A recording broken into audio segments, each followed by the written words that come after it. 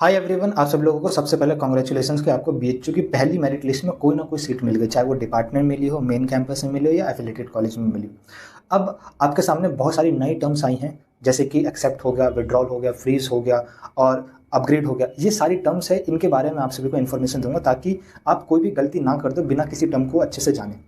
ठीक है। और जिन भी स्टूडेंट्स का अभी तक एडमिशन नहीं हुआ है, अभी बीएचयू के और भी राउंड्स आने वाले बाकी हैं, तो आपका एडमिशन हो जाएगा। कुल मिला के बीएचयू पिछले साल के कंपैरिजन में अगर मैं बताऊं तो 4 नॉर्मल राउंड्स और 2 स्पॉट राउंड लगा, तो 6 राउंड्स अभी होने बाकी है। तो एडमिशन का चांस अभी है आपके पास। अगर आपके मार्क्स में 10, 15, 20 नंबर का डिफरेंस है तो हो जाएगा एडमिशन, टेंशन लेने की उतनी ज़रूरत नहीं है। और कैटेगरी में तो ये नंबर्स का डिफरेंस और भी ज़्यादा हो जाता है।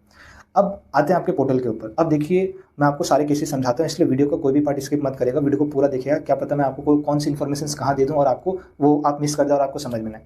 सबसे पहले बात करते हैं, देखिए बीएचयू के पोर्टल पर अगर आपको सीट मिली है तो ऐसा हो सकता है कि किसी स्टूडेंट्स को सिर्फ एक ही सीट मिली और ऐसा हो सकता है कि किसी स्टूडेंट्स को मल्टीपल सीट मिली। अगर आपके पास एक ही सीट मिली है तो आपको सीट को एक्सेप्ट करना है। ठीक, एक्सेप्ट करने के बाद उसका फी पेमेंट करना। अगर यहाँ पे आपको मल्टीपल सीट मिली है तो मल्टीपल सीट में से आपको जो सबसे प्रेफरेबल कोर्स हो उसको आपको एक्सेप्ट करना है एंड देन उसमें आपको पेमेंट करना है। जैसे आप पेमेंट करेंगे बाकी जितनी भी सीट है वो ऑटोमेटिकली गायब हो जाएगी। ठीक है, किस समझ में आ गया। अब उसके बाद आता है, जैसे ही सीट एक्सेप्ट हो गई 2 दिन का टाइम देगा पेमेंट करने का। इतना कम टाइम क्यों दिया गया पिछले साल के कंपैरिजन? पीएचयू ने क्लियर बोल रखा है इस साल हम आपका कोई भी डॉक्यूमेंट वेरिफिकेशन नहीं कर रहे हैं अपनी मर्जी से। हमने सारी जिम्मेदारी आप स्टूडेंट पे थोप दी है। अगर कोई स्टूडेंट गलती करता है तो वो स्टूडेंट की गलती, उसका एडमिशन हम कैंसिल कर देंगे। उसके लिए हम बड़ी जल्दी तैयार हैं। तो अगर आप एक पर्टिकुलर कोर्स के लिए एलिजिबल हैं या नहीं हैं, अगर आपके पोर्टल पर वो कोर्स दिख रहा है और आपको एक्सेप्ट करना है तो पहले आप जाके देखो कि आप एलिजिबल हो या नहीं हो। ऐसा भी हो सकता है आप नहीं हो तो भी पोर्टल पे दिखा रहा है तो भी आपको दिक्कत होगा। अगर आपने एक्सेप्ट कर लिया, बाद में रिजेक्ट हो जाओगे, पोर्टल से बाहर हो जाओगे और इतने लंबे टाइम तक वेट करोगे तो कोई सीट भी नहीं मिलेगा। तो आपको सबसे पहले एलिजिबिलिटी चेक करनी है। एलिजिबिलिटी चेक करने के बाद आपको जिस कैटेगरी में मिला है, जो भी आपने कैटेगरी लगाई, सुपर न्यूमरसी कोटा लगाया, जो भी कोटा लगा उसमें कैटेगरी आपके पास वैलिड डॉक्यूमेंट है कि नहीं है, कि उसी कैटेगरी के अंदर, मतलब ओबीसी के अंदर अगर मेरे को वो सीट मिली है तो मेरे पास ओबीसी होना चाहिए। बाद में जाकर मैं ये नहीं बोल सकता कि मेरे पास जनरल है। आ रहे बस समझ में? तो कैटेगरी को मतलब सारे के सारे डॉक्यूमेंट आपकी तरफ से फुल प्रूफ होने चाहिए। उसके बाद आप फी पेमेंट करेंगे। फी पेमेंट करने के बाद आपके पोर्टल पे 4 नई चीज़ आएगी, विच इज़ 3 नई चीज़ आएगी, which is upgrade, freeze and withdrawal. ठीक है, एक एक करके समझाता हूँ। सबसे पहले आते हैं अपग्रेड पे। जिन भी स्टूडेंट्स को उसकी सेकंड, थर्ड, फोर्थ, एक पर्टिकुलर कोर्स में सेकंड, थर्ड, फोर्थ वाला कॉलेज मिला, उसकी प्रायोरिटी मिली है, तो उसको अभी ऊपर अपग्रेड करने के चांसेस अच्छे खासे हैं। तो जैसे ही वो फी पेमेंट करेगा उसके पोर्टल का अपग्रेड का ऑप्शन दिखाएगा, आप अपग्रेड का ऑप्शन दबा दो।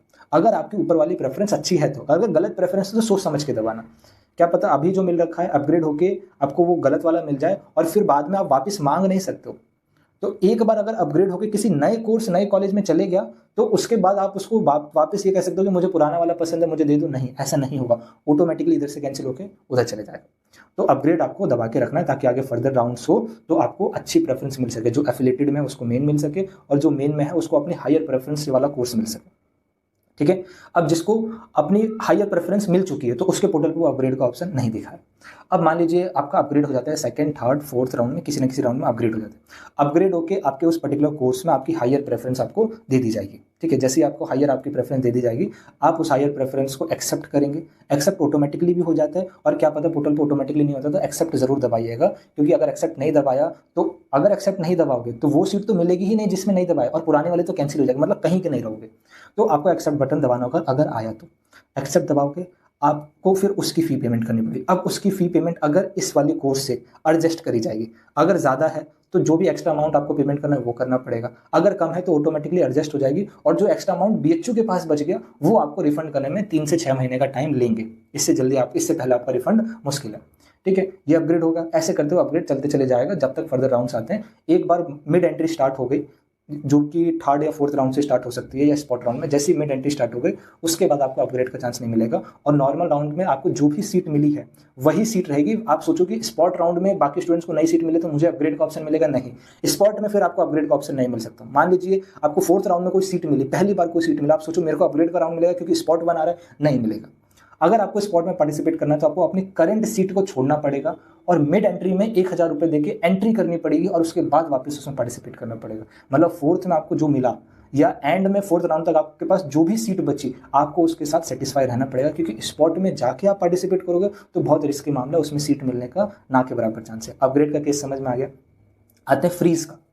फ्रीज देखिए, फ्रीज का ऑप्शन जब होता है जब आपको कोई सीट अच्छी सी लगी और आप चाहते हैं कि वो आगे फर्दर अपग्रेड ना हो, या मेरी 5वीं प्रेफरेंस मिली, मेरे को 5वां पसंद है, मैं नहीं चाहता कि अपग्रेड हो, ठीक है, क्योंकि मैंने आगे गलत प्रेफरेंस बनाई है। ये फ्रीज ऑप्शन इसलिए है, गलत अगर प्रेफरेंस है तो फ्रीज आप दबा सकते हो, अगर सही प्रेफरेंस है तो फ्रीज दबाने की जरूरत ही नहीं।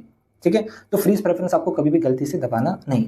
अब जिसको सबसे हाईएस्ट प्रेफरेंस मिल गई उसके पोर्टल पे भी फ्रीज ऑप्शन आ रहा है। क्यों आ रहा है? नहीं आना चाहिए था, पोर्टल का ग्लिच है। तो आपको एसएच फ्रीज से कोई लेना देना नहीं है। फ्रीज दबा भी दोगे तो भी कोई फर्क नहीं पड़ेगा, नहीं भी दबाओगे तो भी कोई फर्क नहीं पड़ेगा। तो बेटर यही है कि दबा दो, क्योंकि हायर प्रेफरेंस तो मिल गई है ना, इससे ज्यादा आपको क्या ही चाहिए। तो फ्रीज बटन आप दबा दो, बस विड्रॉल पे क्लिक मत करना, क्योंकि क्लिक कर दोगे और विड्रॉ हो जाएगा तो आगे जाके फिर आपको पोर्टल से ही बाहर निकाल दिया जाएगा। फ्रीज ऑप्शन क्लियर हो गया। अब आगे आता है विड्रॉल का ऑप्शन, और विड्रॉल का ऑप्शन लेने का 2-3 ही कारण होता है। पहला कि मुझे आखिर में आते हुए भी जो सीट मिली है वो मुझे बिल्कुल पसंद नहीं है, मुझे बीएचयू में पढ़ना नहीं है, मैं घर पे बैठूंगा, मुझे आगे जाके जॉब करना है, किसी और कॉम्पिटेटिव एग्जाम की तैयारी करूंगा, लेकिन अब मेरे को आगे पढ़ना नहीं है, मैं विड्रॉल ले लेता हूँ। तो ये पहला कारण होता है विड्रॉल लेने का।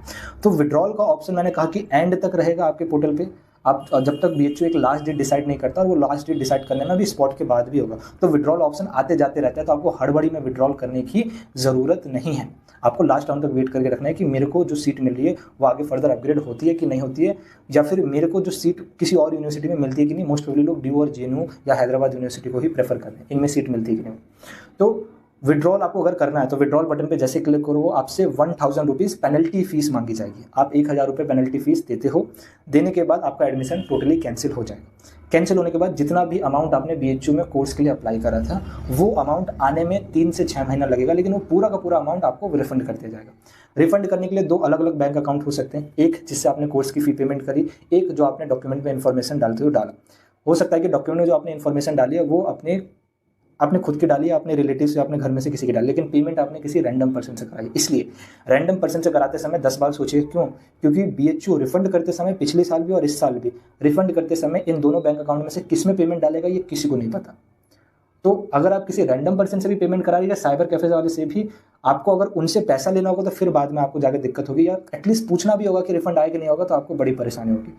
तो पेमेंट करते समय भी आप कोशिश करो कि अपने घर में ही माता पिता खुद के अकाउंट से, भैया दीदी रिलेटिव जिनसे बहुत अच्छी जान पहचान, उन्हीं से पेमेंट कराओ, और साइबर कैफे से भी जाके कराने की ज़रूरत नहीं। ठीक, तो एक केस तो ये होगा। दूसरा केस ये है विड्रॉल लेने का कि भैया मेरा जेएनयू में एडमिशन हो गया, मेरा ड्यू में एडमिशन हो गया, या मेरा हैदराबाद यूनिवर्सिटी में हो गया, अच्छे कॉलेज में हो गया, मेरे को उधर जाना। तो सीधा सेम प्रोसेस, विड्रॉल करो, 1000 रुपये पेनल्टी दो और यहाँ से नाम कैंसिल हो जाएगा। तो इसलिए विड्रॉल ऑप्शन बहुत इंपॉर्टेंट हो जाता है, ताकि आप मल्टीपल यूनिवर्सिटीज़ में एडमिशन ले सके जब तक आपको अपनी मनपसंद का कुछ नहीं मिल जाता। सेम चीज़ हर एक यूनिवर्सिटी में अप्लाई होती है। आई होप आपको ये सारी चीज़ समझ में आई होगी। अब बीएचयू अपनी सेकंड राउंड ऑफ एलोकेशन निकालेगा, थर्ड राउंड ऑफ एलोकेशन निकालेगा। दिल्ली यूनिवर्सिटी परसों मंडे को ही अपनी पहले राउंड ऑफ सीट एलोकेशन निकालेगा और फर्दर निकालते चले जाएगा। सो आप सभी लोगों के मन में अभी भी कोई डाउट है तो सबसे बढ़िया ये है कि डिस्क्रिप्शन टेलीग्राम ग्रुप है, वहाँ पे आओ, वहाँ पे मैसेज करो, वहाँ पे और भी स्टूडेंट्स हैं, आपस में डिस्कस करते रहते हैं। मैं भी उन लोगों की क्वेरी लिखते रहता हूँ और अच्छे से रिप्लाई करता हूँ। वीडियो कैसा अच्छा लगा, कुछ भी इन्फॉर्मेटिव लगा, कमेंट बॉक्स में जरूर अच्छे कमेंट करिएगा, ताकि बाकी स्टूडेंट्स को पता चले, अच्छी इन्फॉर्मेशन मिली। चैनल में पहली बार है, सब्सक्राइब रख लो, बेल आइकन हिट रख लो, क्योंकि एडमिशन तक और एडमिशन के बाद तक आपको फुल सपोर्ट मिलेगा। ठीक है, और बिना कोई बकवास के ऐसी आपको ऑथेंटिक इन्फॉर्मेशन पूरी डिटेल के साथ और इनसाइट जितनी भी इन्फॉर्मेशन हम लाते हैं अपनी तरफ से वो भी आपको ईजिली मिल सके। ठीक है, चैनल पे पहली बार आए हैं तो प्लीज़ चैनल को सब्सक्राइब रखिएगा, बेल आइकन हिट रखिएगा, वीडियो अच्छा लगा लाइक करिएगा, अपने दोस्तों तक शेयर कर सकते हो। मिलेंगे कोई और नई वीडियो में कोई और अच्छी नई जानकारी और अपडेट के साथ, तब तक के लिए स्वस्थ रहे, मस्त रहे, जय हिंद।